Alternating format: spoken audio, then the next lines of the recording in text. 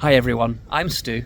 I'm Sarah, and welcome to this look back at the 300 Bird Challenge. Back in 2024, we tried to see 300 different bird species before the end of the year.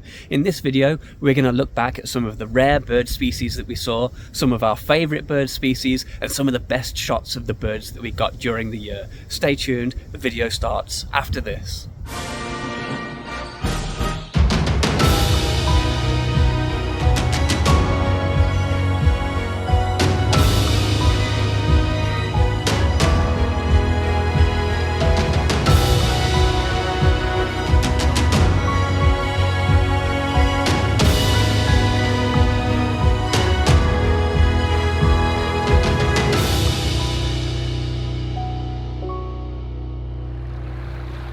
The year began at one of our local spots where we have traditionally visited on January the 1st to do a big birding day, Colonel Samuel Smith Park in Toronto. We even bought a new scope to help us out this year. We saw some cool species on our first day, including this very handsome northern pintail.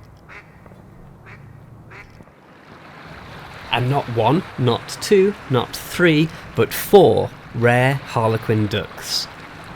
3 are female, and one of them, shown on the right here with a crescent-shaped white marking on the head, is a juvenile male. A hop and a jump over to LaSalle Park in Burlington bagged us a few more species, fairly close views of a horned grebe. And thanks to the help of some other birders, a pretty rare, albeit distant view of a western grebe.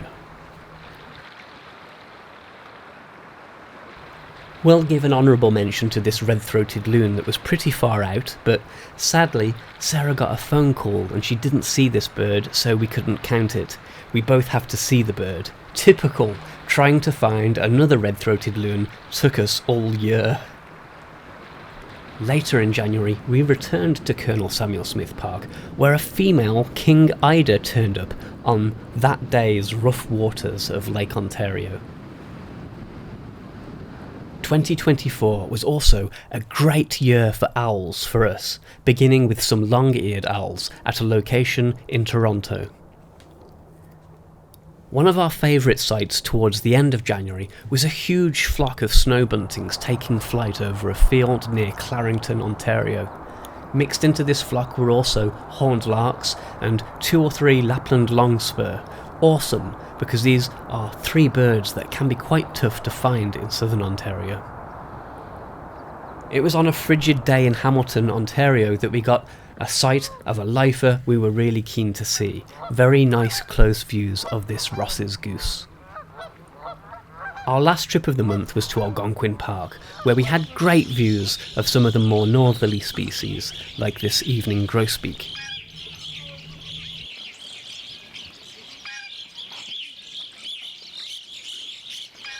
We also saw Canada jays, both crossbill species, common redpoll as it was called at the time, purple finch and more. Perhaps the highlight of the weekend though was a gorgeous looking spruce grouse eating needles high in this tree. Although running it a close second might be a close interaction we had with some ravens.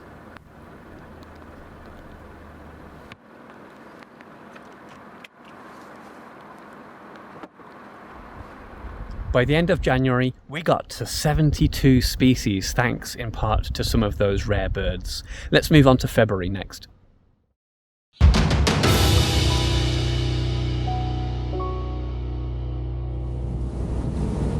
February got off to a slow start until a trip to Amherst Island, where we picked up a handful of species. On an island known for some cool hawks and, if you're lucky, owls, perhaps our best experience was seeing some short-eared owls. We camped out in our chosen spot, with the light disappearing fast behind us. We kept checking the fields and fence posts for signs of any activity, knowing that the ferry was leaving in a little over 30 minutes from now. Well, we waited, talking together, and then, in the last vestiges of the remaining light, out of nowhere, around 17 short-eared owls began hunting in a field adjacent to where we had parked. Another amazing bird for the day.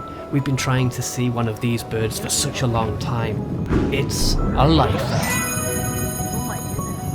Unbelievable, there's about 20 short-eared owls all flying around in this field here.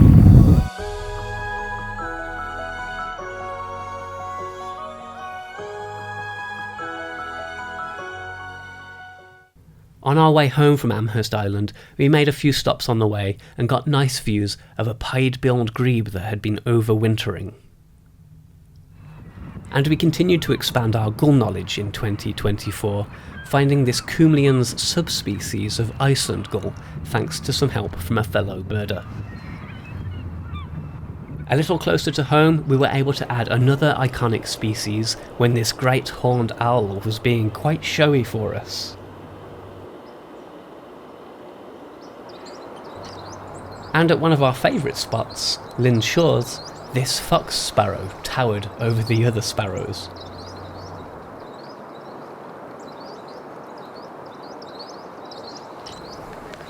No photography awards for this shot, but we did bag ourselves a tufted titmouse at FWR Dixon Wilderness Area, a location on the edge of their range that they've been breeding in for a few years now.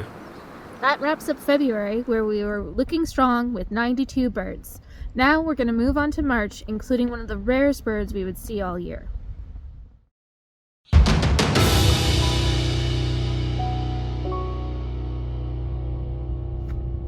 Welcome back. March began with a trip to High Park, where a rare Bullock's oriole was reported. This Bullock's oriole showed up in High Park, Toronto, initially at someone's bird feeder nearby, then later it was tempted into the actual park itself. It's an immature male, so its plumage isn't fully in yet. This is a western bird far out of its normal range, and it probably is the rarest bird that we saw in 2024, and maybe actually one of the rarest we've ever seen. Towards the end of March, we decided to take an early morning drive to near Shrewsbury, Ontario, not far from Rondeau Provincial Park. Reports of a pair of black-billed magpies. Now, I know that these are common in many parts of North America, including northwestern Ontario, but they're uncommon in southern Ontario. Towards the end of March, we took a trip to Michigan, where we were hoping to find red-headed woodpeckers. Now, they're possible in Ontario, but they're tough to find, and we also heard rumours that it was possible to get close views of sandhill cranes. Well, we crossed the US border into Detroit, passports in hand. It sure didn't take us long to get those close looks at sandhill cranes. And here's that red-headed woodpecker. It's a species of special concern in Ontario, making it tough to find. The bird likes oak savannas, and there has been significant loss of that habitat in Ontario. As mentioned, Michigan is more reliable for these cool woodpeckers. Special mention to the close views of some tufted titmice, a bird I really like. We got poor views of one in Ontario back in February, so this makes up for it. Near Macatawa, Michigan, we got to see this horned grebe in breeding plumage. Usually we see these in winter when they're kinda grey and drab looking. Better give this guy a mention, a ring-necked pheasant, or in the UK where they're common, a common pheasant. This bird exists in Ontario, but it's not countable there according to the ABA, but luckily for us, it is countable in Michigan where they are considered established. That's some of the notable birds from March. Back in a second.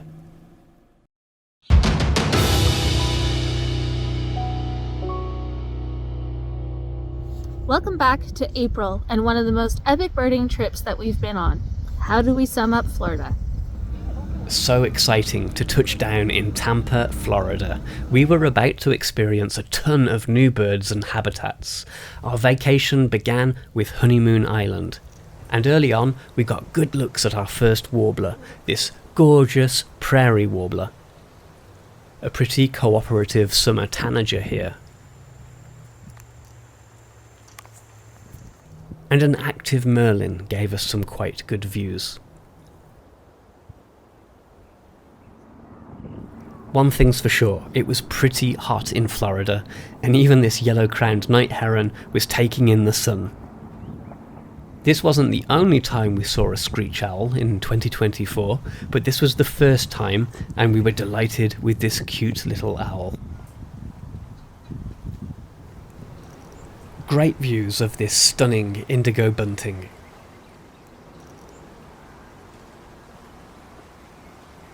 Cuckoos can be quite shy, retiring birds, but we managed to get great looks at this one.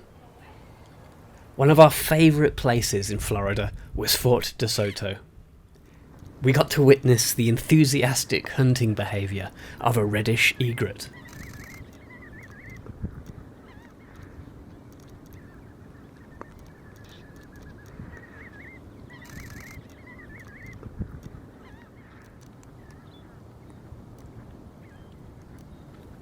And we saw so many shorebirds, it's hard to know which ones we should highlight.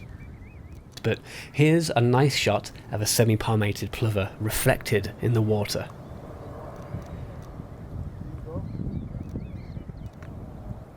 And this Wilson's plover was one of many nice lifers for us in Florida.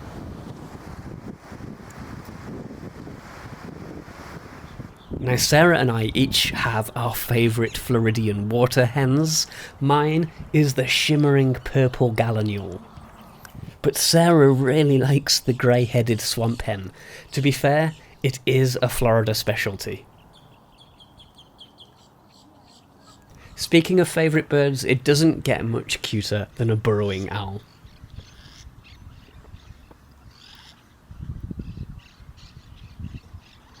Now, this is a bit of a low-down chin shot, but we were delighted to see a black-whiskered vireo. You can see the black line across the face.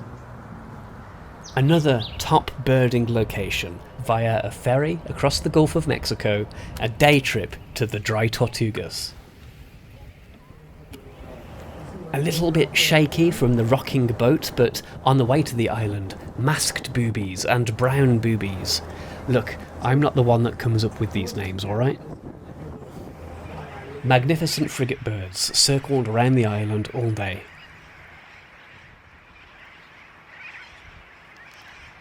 Perched out on the edge of the island were a couple of dozen brown noddies, and we saw a single black noddy hiding amongst them. Noisy as they are, I really loved seeing these sooty terns. There's a large breeding colony of them on the island. Now, we'll cover warblers a little bit more back in Ontario, but some of our best views were at this fountain at the Dry Tortugas. Beautiful male Cape May warbler here, with a redstart in the background. And not just warblers, great looks at a white-eyed vireo.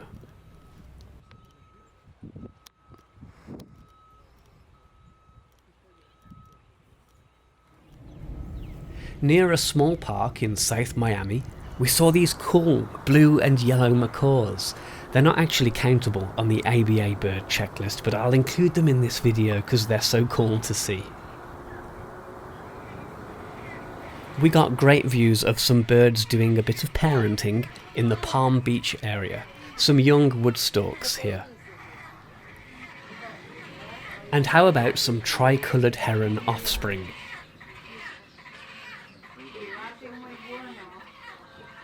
Amazingly close footage of a great egret here.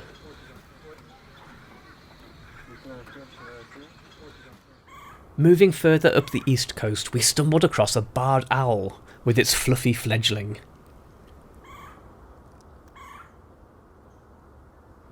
And it's time for another Florida specialty. Look at this handsome Florida scrub jay. Smile for your close-up. This bird I was really looking forward to getting video footage of. I had to be patient. We got this shot of a roseate spoonbill towards the end of the trip. Our final Florida specialty, and actually our final bird from Florida, the limpkin. Great views of this bird fishing around for apple snails.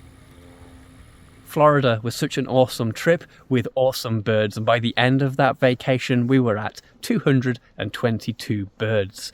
Coming up after the break is one of the most frantic birding months in Ontario, the mass migration of May.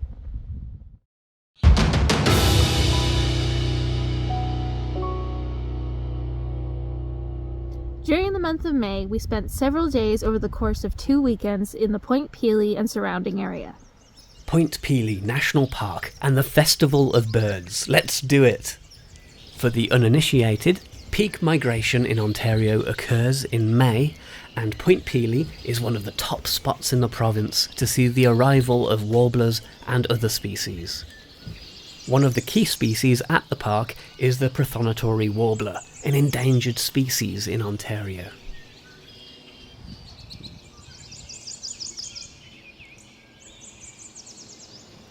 And nice views of the otherwise common yellow warbler.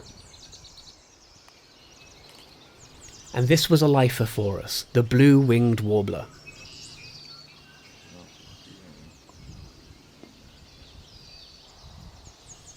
The mild winter meant more leaf cover this year.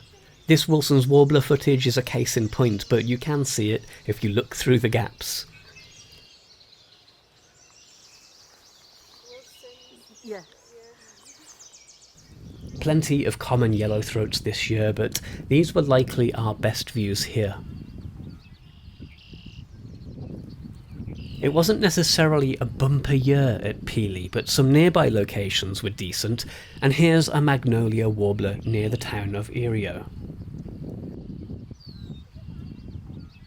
A lovely looking bay-breasted warbler hunting insects in the bush.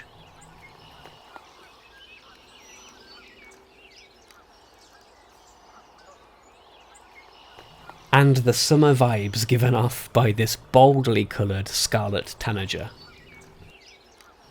A little closer to home, we explored some forested areas in Durham region, and we were pleased to get such great views of another new warbler and lifer, golden-winged warbler.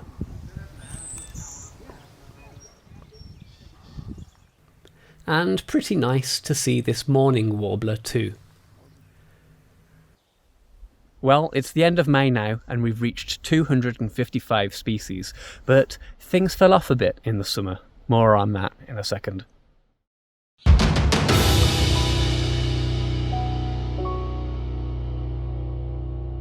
I have to make a confession. My mojo fell off a little bit in the summer. Maybe it was the heat, maybe it was the post-Florida blahs, but anyway, we're going to compress the next few months into one section. Well, we really didn't see too much, so this is going to be a quick section. Into northern Ontario we went, and our best views of a red-eyed vireo.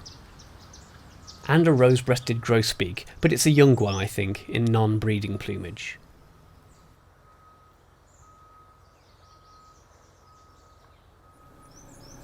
We did pick up a few grassland species, like this bobolink. And here's Canada's only hummingbird, the ruby-throated hummingbird. We added a couple more warblers too, Blackburnian here, but I think we better just move on. Heading into September, we knew that we would need a strong fall migration, and possibly also a big fall vacation, but before that, September begins shorebird season in Ontario, and we began at McLaughlin Bay. We picked up a few species there, starting with this black-bellied plover spotted in high winds.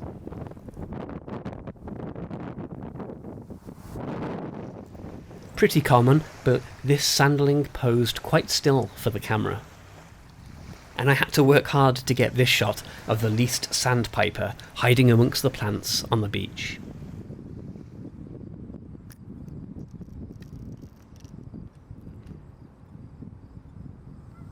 Also in Durham region, amazing views of this American bittern, normally a fairly shy bird.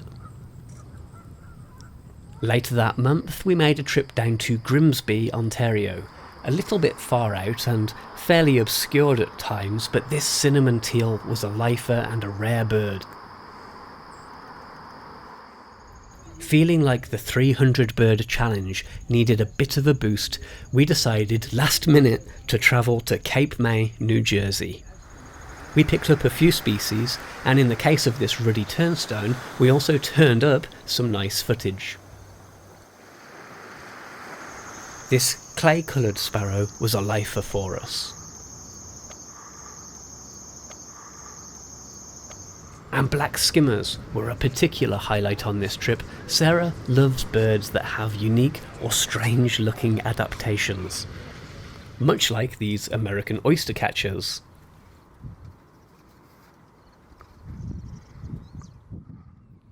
Another lifer, we managed to pick up the seaside sparrow.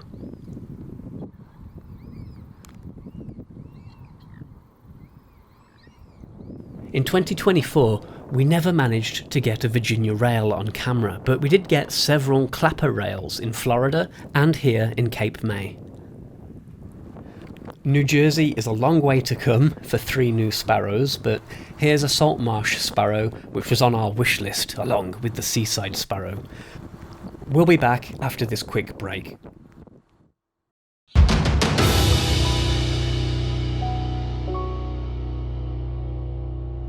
Time was running out by October, but it's a good month to pick up migratory shorebirds, and sure enough, we did pick up a few shorebird lifers. A visit to Tommy Thompson Park and reports of a rare long-billed dowitcher in the marsh. Excellent views of this bird. It paid us little mind as it foraged a few feet away from us. Another fun but rare shorebird, now into Durham region, was this Hudsonian godwit. Hanging out with it were some pectoral sandpipers, giving our numbers a nice boost. November soon came around and we were a bit behind on our bird count, and really only a trickle of birds came in. We kicked the month off with yet another rare shorebird, a purple sandpiper, really excellent views too. And we got lousy views of surf scotters this month, but much better views of this lifer and nemesis, northern shrike. The final month, and a big trip that we had planned to pick up some winter species. We had high hopes as we headed into the bog. A week off work, what to do? Well, let's spend it on a winter road trip towards northern Minnesota. We'd hit Michigan, Indiana, Wisconsin, Illinois and Minnesota on this trip. Great views to start off of this younger red-tailed hawk in Chicago. And the rather unusual sight of a couple of European goldfinch, part of a colony to the north of Chicago. We were delighted to see a northern saw-whet owl near Madison. And further north, there were tons of bald eagles to be seen up near Lake Superior.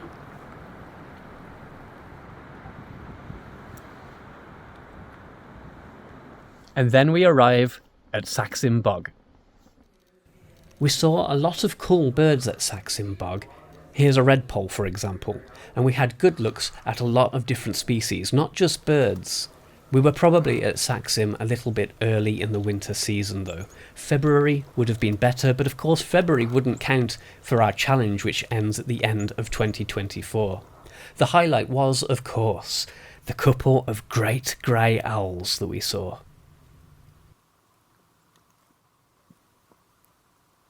On the way back to Toronto, we did also finally pick up a snowy owl after searching all through last winter season. We'll be back again after this.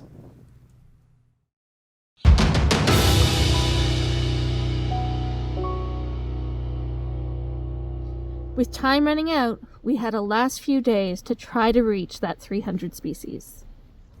Deeper into winter, with only a few days of the challenge left, we tried to cram in as much birding as we could over the Christmas period. We'd tried several times to find a local but otherwise rare Barrow's goldeneye, and finally we got it. Then later, in the same day, we picked up this Harris's sparrow, rare because it's out of its normal range. And although this bird wasn't quite enough to see us over the line of the challenge, we did end the year with a rare Townsend's solitaire. Oh well, we came close, didn't we? I hope you enjoyed watching this look back at the 300 bird challenge and our 2024 big birding ya. Thanks for watching this video. Please give us a like, that will help other people find the channel. Leave us a comment, and most of all, Sarah, what should the viewers do? If you don't already, please subscribe, and after subscribing, select the bell for notifications when a new video is posted. We'll be back with fresh content soon. Thanks for watching and happy birding. Bye for now. Bye!